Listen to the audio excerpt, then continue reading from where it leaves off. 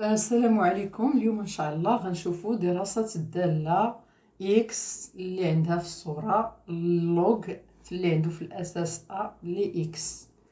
On va étudier la fonction log à base a de x. Les conditions sur a sont évidemment a doit appartenir à r étoile plus moins le singleton 1. Donc on considère la fonction f définie par f de x égale à log à base a de x. Donc l'étude, on va commencer par le domaine de définition de f.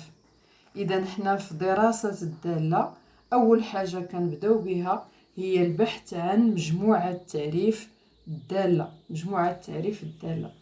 مجموعة التعريف كنعرفوها هي مجموعة العناصر اللي كتنتمي ل R بحيث x أكبر قطعا من صفر. شفنا هاد القضية قلنا بأن الدالة لوغاريتم ما تدخل غير على شي حاجة أكبر قطعا من صفر.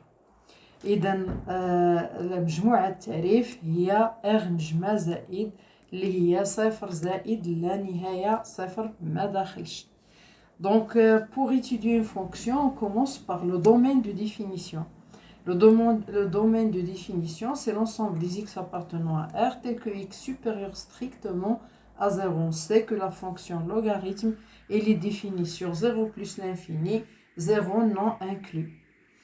إذا هذه أول حاجة كنديرو في دراسة الدالة، كنبداو بمجموعة التعريف ثم تنجيو نقلبو على النهايات في المحدات ديال مجموعة التعريف. ها مجموعة التعريف المحدات دابا عندنا هنايا هما صفر وزائد لا نهاية.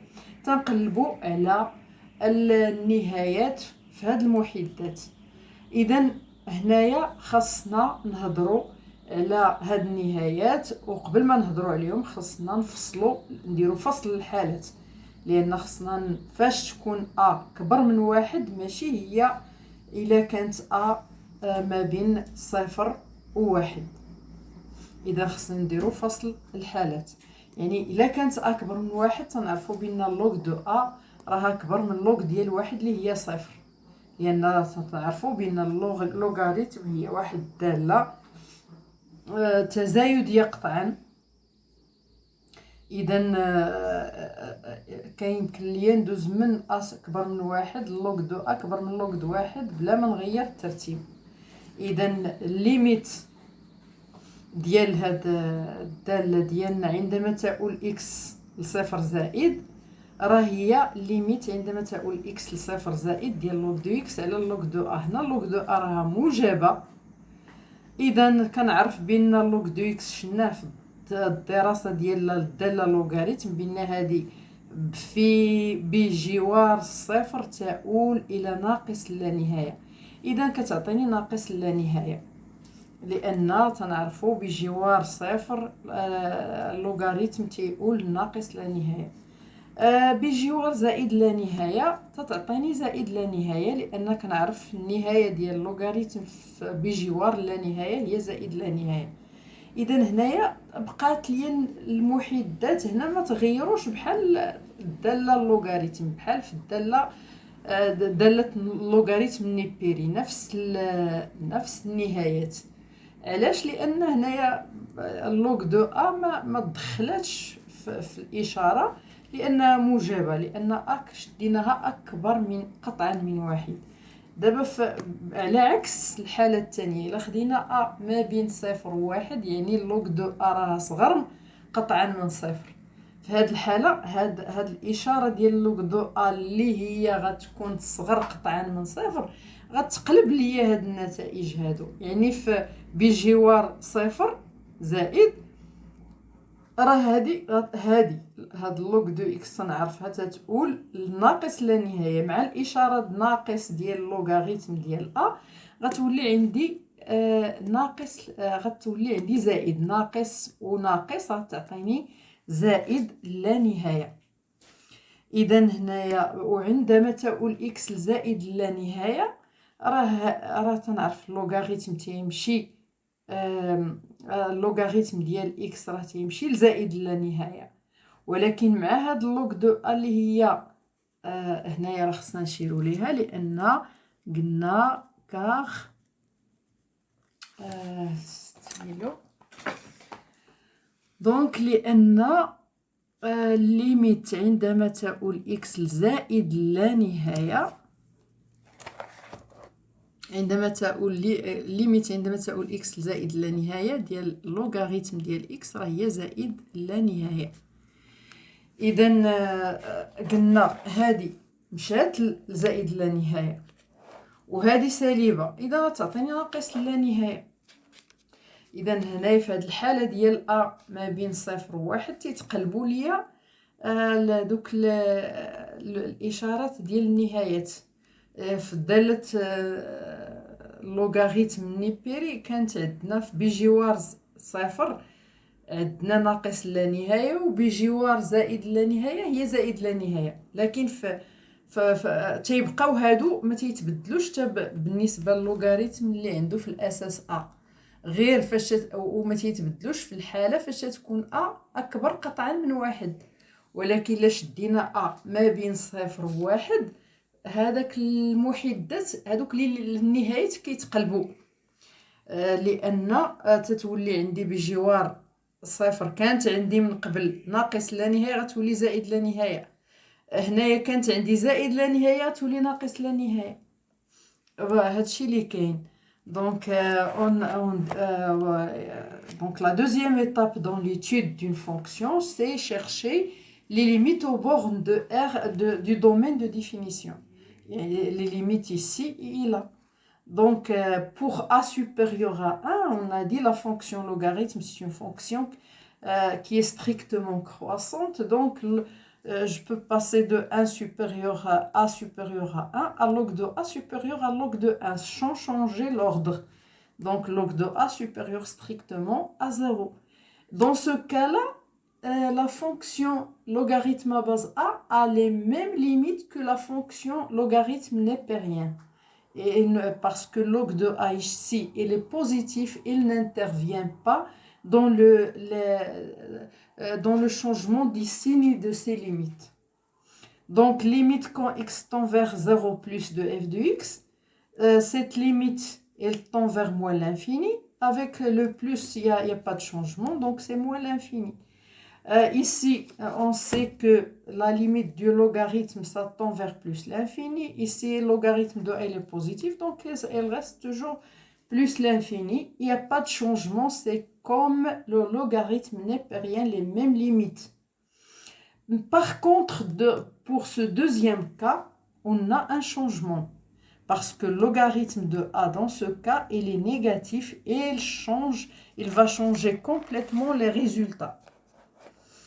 Donc, la limite au voisinage de 0 plus, pour x tendant vers 0, x supérieur à 0, c'est cette limite de logarithme, il tend vers moins l'infini.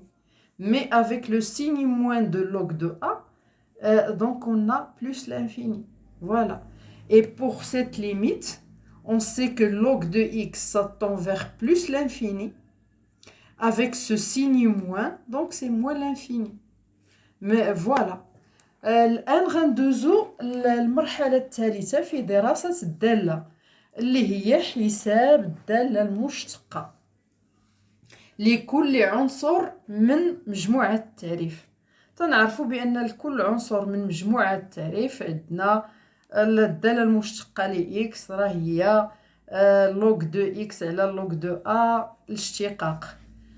تنعرف بأن واحد على اللوغ دو أ راها ثابته، نقدر نخرجها، ما عنديش مشكل. كيبقى ليا غير اللوغ ديال اكس الاشتقاق ديالها. تنعرف بان اللوغ دو اكس راه شفنا هادشي في درس الاشتقاق، راه هي واحد على اكس. اذا غتجيني واحد على اكس على اللوغ دو ا، واللوغ دو ا راه هي اللوغ دو ا على واحد. اذا هذه راه هي اللي غتجيني هي واحد على اكس في المقلوب الكسر التحتاني واحد على اللوغ دو ا. إذن غتعطيني واحد على إكس لوغ دو أ.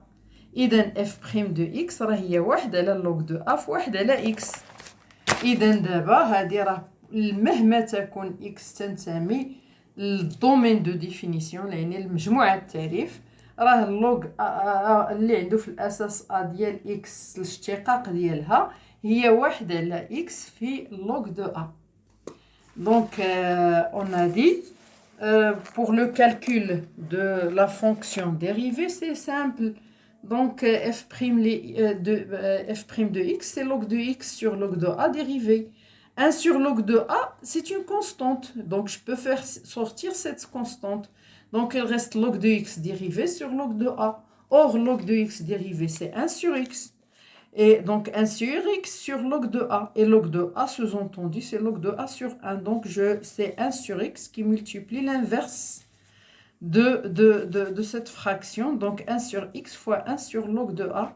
Donc, ça fait 1 sur x fois log de a. Donc, f' de x, c'est 1 sur log de a fois 1 sur x. Donc, quel que soit x appartenant à r étoile plus, log de a base a de x, c'est 1 sur x log de a. حنا دابا غندوزو للمرحلة الرابعة في دراسة الدالة اللي هي جدول التغيرات ديال اف. جدول التغيرات اف.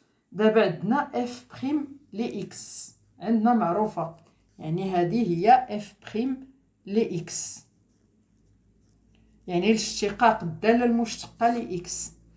إذا الإشارة دابا ديالها، الإشارة ديال هاد الدالة هذه راه هي نفس إشارة هاد لوغ دو ا. علاش؟ لان اكس راه كنعرفوها موجبه قطعا، هذيك ما تدخلناش، غتبقى محايده، ما تدخلش في الاشاره لانها موجبه. اذا غتبقى ليا هاد الداله المشتقه عندها نفس اشاره لوغ لي ا.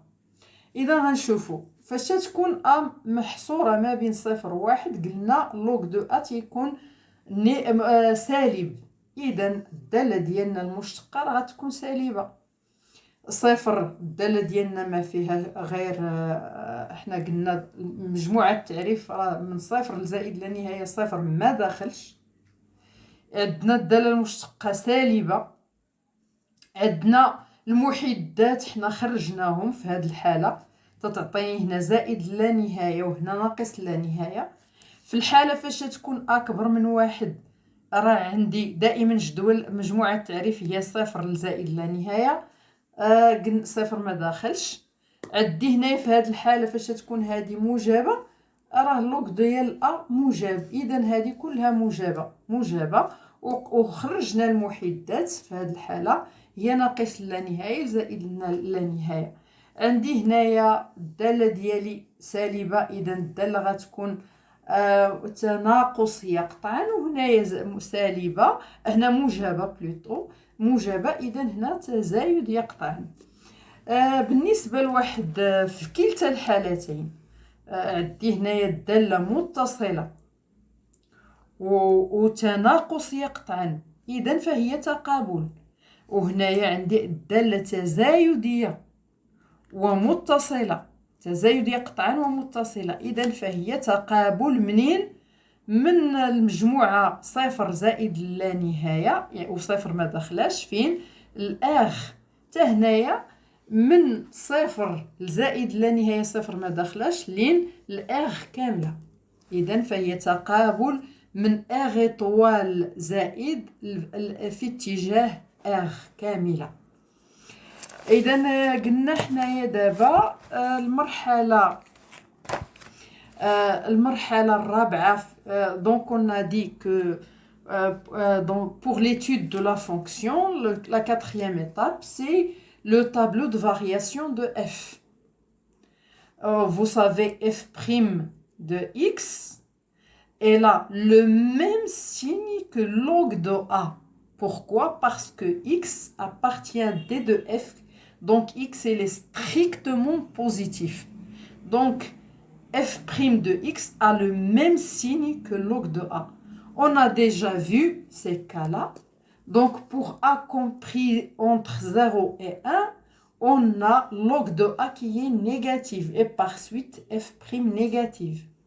Par contre, pour a supérieur à 1, on a vu que log de a elle est positif, donc f' il est positif. Donc ici, on a calculé déjà les bornes, les limites aux bornes. Donc ici c'est plus l'infini, ici moins l'infini. On a calculé ici aussi, dans ce cas, les limites aux bornes, donc moins l'infini plus l'infini. Donc notre fonction ici, notre dérivée elle est négative, donc notre fonction elle est strictement décroissante. Notre dérivée est strictement positive, donc notre fonction elle est strictement croissante. Vous savez, dans les deux cas, ici la fonction elle est strictement décroissante et continue, donc c'est une bijection de R étoile plus, le domaine de R étoile plus vers R. Et ici, notre fonction elle est continue et strictement croissante, donc c'est une bijection de R étoile plus vers R.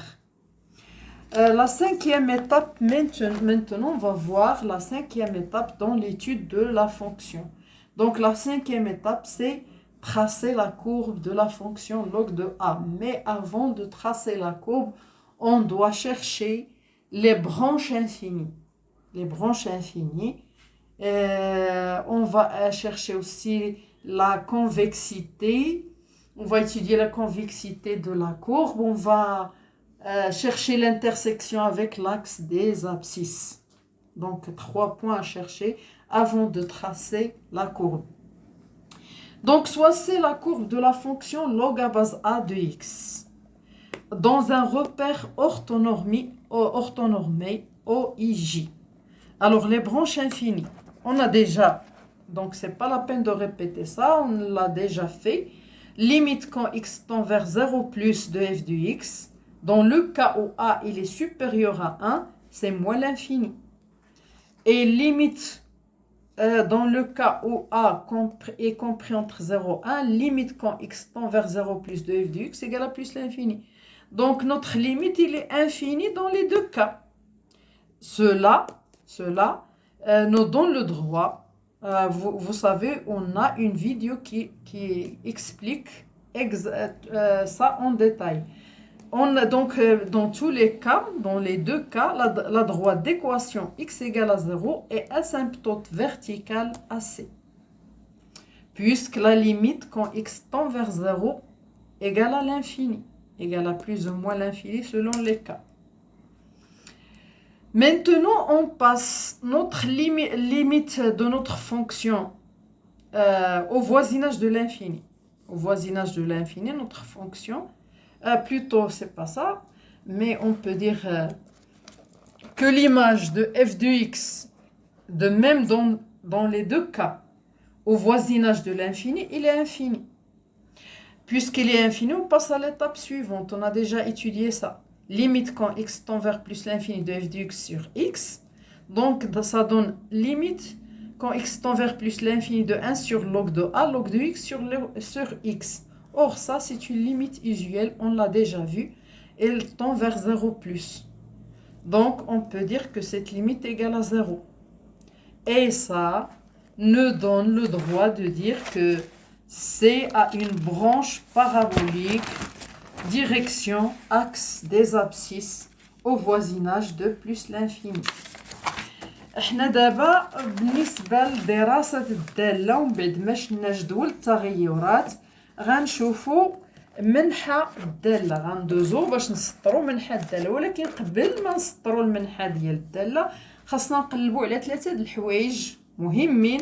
هنايا عندنا بالنسبة لهاد الدالة كاين دالات اخرين اللي خاصنا نشوفوا حتى المماسات، مي هنايا غنشوفوا غير الفروع اللانهائية وندوزو نشوفوا تقعر المنحى ونشوفوا ايضا تقاطع المنحى مع هذا محور الافاصيل. اذا غنبداو بالفروع اللانهائيه.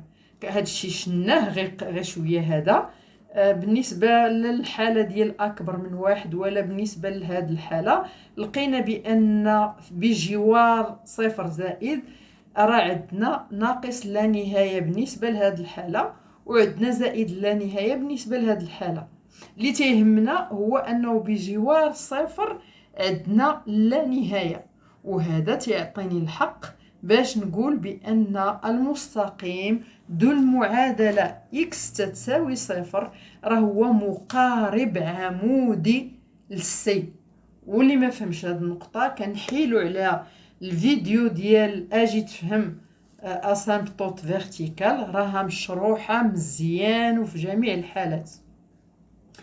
اذا هنايا هذه احنا شلنا المقارب الاول. عندنا عاوتاني الداله ديالنا بجوار لا نهايه راها غير منتهيه. وفاش تكون الداله ديالنا بجوار لا نهايه غير منتهيه كندوز للمرحله التاليه اللي هي تنقلب على الليميت عندما تؤول اكس لزائد لا نهايه ديال اف لاكس على اكس. هنايا ستعطيني هي الليميت عندما تؤول اكس لزائد لا نهايه ديال واحد على اللوغ ديال لوغ دو اكس على اكس. وتنعرف هذه راه من دوك النهايات الاعتياديه. هذه تتقول لصفر زائد بجوار زائد لا نهايه. حنا قلنا بان اكس لومبورت على لوغ دو اكس. اكس بحال اللي قلتي بحال اللي عندي الليميت ديال واحد على اكس بجوار زائد لا نهايه. هذه تتعطيني معروفه. هاد لا ليميت راها من النهايات الاعتياديه. اذا هذه كتعطيني صفر. وإلا كانت عندي الليميت عندما تؤول اكس لزائد لا نهايه ديال اف دي لي اكس على اكس هي صفر، هذا تيعطيني الحق باش نقول بان المنحى ديالي عنده واحد الفرع شلجمي باتجاه محور الافاصيل بجوار زائد لا نهايه. الوغ بقاتنا دابا ندويو على تقعر المنحى. تقعر المنحى يعني في كل بليصه كيداير المنحى، واش كما تنقولوا مقعر ولا محدب. غنشوفوا. اذا هنايا باش نهضر على تقعر الداله خصني نقلب على المشتقه الثانيه لاف. دونك اف سكوند دو اكس. المشتقه الثانيه لاكس هي لوغ دو ا ديال اكس. لوغ اللي عنده في الاساس ا ديال اكس. المشتقه الثانيه المشتقه الاولى كتعطيني واحد على اللوغ ديال ا في واحد على اكس. الاشتقاق ديالها هذه ثابته نقدر نخرجها. كيبقى لي الاشتقاق ديال واحد على اكس راه هي ناقص واحد على اكس اس 2. اذا هذه راه هي المشتقه الثانيه. فوالا. اذا هنا على حساب الحالات عاوتاني لان الاشاره ديال المشتقه الثانيه هي عكس اشاره دابا هذا اللوغ ديال ا. الوغ الا كانت اكبر من واحد تنعرفوا اللوغ ديال ا راه اكبر من صفر. اذا اف بما انهم متعاكسين اذا هذه غتكون اصغر من صفر. اذا المنحى سي مقعر. الا كانت اسفه الا كان صفر اصغر من واحد اللوغ ديال ا غيكون صغر من صفر. اذا اف المشتقه الثانيه لاكس اكبر من صفر. اذا المنحى هنا غيكون محدب. عفوا. اذا كما قلنا alors on va parler de la convexité de la courbe. Pour cela, on va étudier la dérivée seconde de x. La dérivée seconde, donc c'est la dérivée de la dérivée première. Donc c'est la dérivée de 1 sur log de a fois 1 sur x. 1 sur log de a c'est une constante, donc je peux la faire sortir. Et 1 sur x dérivé, c'est moins 1 sur x carré. Donc le signe de f seconde de x est l'inverse de celui de log de a à cause de ce signe moins. Donc si a supérieur à 1, log de a supérieur à 0. Donc ça, c'est supérieur à 0. 1 carré, il est positif. Donc ça devient négatif. F seconde de x inférieur à 0. Et donc la courbe C, on dit qu'elle est concave. Voilà, si 0 inférieur à 1 inférieur à 1, log de A inférieur à 0, ça inférieur à 0, avec le signe moins, donc c'est plus, et ça c'est plus, donc f seconde, elle est positive. Donc la courbe C est convexe, dans ce cas-là. Maintenant, on va étudier l'intersection de C avec l'axe des abscisses. Vous savez, l'axe des abscisses est l'axe qui a pour équation y égale à 0. Donc, pour cela, pour trouver cette intersection, il suffit de chercher f de x égale à 0. Donc, f de x égale à 0, équivalent à log a base a de x égale à 0. Donc, log de x sur log de a égale à 0. Donc, log de x égale à 0, donc x égale à 1. Voilà, parce que log de 1 égale à 0. Donc, le point 1, 0, x égale à 1 et l'image c'est 0. Donc, le point 1, 0 est le point d'intersection de C avec l'axe des abscisses. Voilà, avec l'axe des abscisses. إذا قلنا غندوزو ندرسو تقاطع المنحى سي مع محور الأفاصيل. كنعرفو محور الأفاصيل المعادلة ديالو هي y تتساوي صفر. إذا خصنا غير نحلو هاد المعادلة f ل x تتساوي صفر تكافئ بأن لوغ أ باز اللي عنده في الأساس أ ل x يساوي صفر. يعني اللوغ ديال x على اللوغ دو أ تتساوي صفر. اللوغ دو x تتساوي إذا صفر، يعني x تتساوي واحد. إذا النقطة واحد اللي عندها في الأفصول واحد وفي الصورة صفر، واحد صفر، هي نقطة التقاطع، نقطة التقاطع ديال المنحى سي مع محور الأفاصيل. دابا بقى لنا غير نسطرو المنحى ديالنا في الحالتين معا. تنعرف بأن داك اكس تتساوي صفر راه مقارب عمودي، وهنا اكس تتساوي صفر راه مقارب عمودي. أيضا عندنا نقطة التقاطع المنحى مع محور الأفاصيل هو النقطة واحد صفر. في كلتا الحالتين نقطة التقاطع هي واحد صفر. أيضا كنعرفو بالنسبة لأ محصورة ما بين صفر وواحد، يعني أ صغر كبر من صفر وصغر من واحد. عندنا الصورة د أ هي واحد، لأن كتجي لوغ دو أ على لوغ دو أ هي واحد. وأيضا هنا الصورة ديال أ هي واحد. تنعرف بأن بجوار زائد اللانهاية عندي فرع شلجمي، يعني هذاك المنحى ديالي تيكون قريب، يكون متوازي مع محور الأفاصيل. يعني بجوار زائد اللانهاية عندي فرع شلجمي. بقات لي التقعر واش عندي محدب ولا مقعر. بالنسبة لهذه قلنا بأن بالنسبة لهذه الحالة هذه قلنا بأن المشتقة الثانية موجبة، إذن غيكون تقعر محدب. يعني شنو محدب؟ راه عندي الدرس ديال حاطه لكم الدرس ديال التقعر وبالتفصيل. يعني هنا تنقولوا محدب، بينما هنا مقعر لأن المشتقة الثانية أكبر بالنسبة لهذه أصغر من صفر. إذا هنايا ها هو المنحى ديالي غيكون في هذه الحالة قلنا هابط من زائد اللانهاية في الجدول ديال التغيرات، هابط من زائد اللانهاية لناقص اللانهاية. قلنا في جدول التغيرات راه هابط من زائد اللانهاية لناقص اللانهاية، بينما هنايا غادي من ناقص اللانهاية لزائد اللانهاية. إذن هذا هو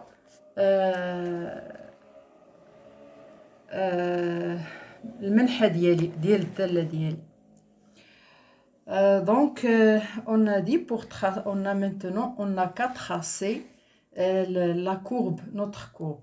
On a l'asymptote verticale x égale à 0, voilà. Au voisinage de 0, on a comme limite c'est plus l'infini. Par contre, ici, au voisinage de 0, la limite c'est moins l'infini. Ici, au voisinage du plus l'infini, la limite, on a dit, c'est... voilà, là c'est moins l'infini. Et ici, au voisinage de plus l'infini, c'est plus l'infini. On a dit que le point d'intersection, c'est 1, 0. Ici, de même ici, le point d'intersection, c'est 1, 0. On a dit pour 0 inférieur à A, inférieur à 1, pour A il est placé ici. L'image de A, c'est 1, parce que log de A sur log de A, c'est 1. Et A, il est compris entre 0 et 1. Et ici, A, il est supérieur à 1. Et l'image de A, c'est 1. Log de A sur log de A, c'est 1. Et voilà notre courbe. Ici, elle est convexe. Et là, elle est concave. On a une branche parabolique. Et de même ici, on a une branche parabolique. Ici, il est convexe. Par contre, là, elle est concave. Il est le multaqa.